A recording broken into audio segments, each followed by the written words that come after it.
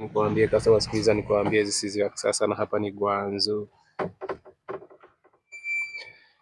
Customer sikiliza, leo nikuelekeze njia ya kupita. Mfano kama leo hapa mjini, ukipita hii njia ya juu, hii njia ya juu ina maji mengi sana. Kwa sasa njia ziko mbili hivi, njia ziko mbili, usijichanganye ukapita hii njia.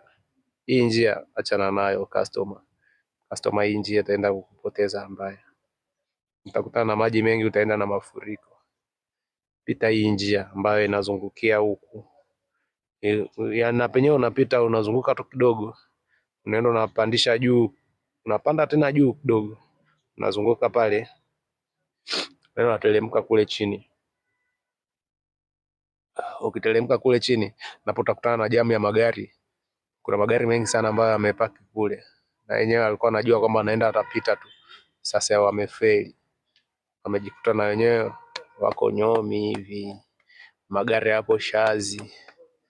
Sasa ndo mimi customer, mimi nakupenda sana we customer wangu.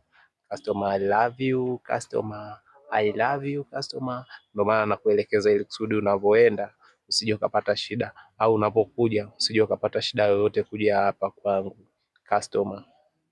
I love you, I love you customer, I love you.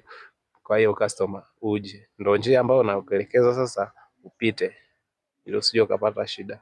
Kama unatokea huku uje, ukifika hapo pandisha juu kidogo, alafu uje uteremke. Ukishateremka unaishika hiyo njia moja kwa moja, unanyosha. Kuna Masai waga anapenda kukaa hapo mbele, huyo Masai unaachana naye huyo Masai. Wewe tu unanyosha tu hiyo barabara, unakuja unakata kulia, unaingia hapo kwenye huo chochoro kidogo, unaingia unafika hapa customer. I love you customer. Na kuombea safari njema, uje ufike salama, na Mungu mwenye vyote akubariki sana customer wangu. I love you.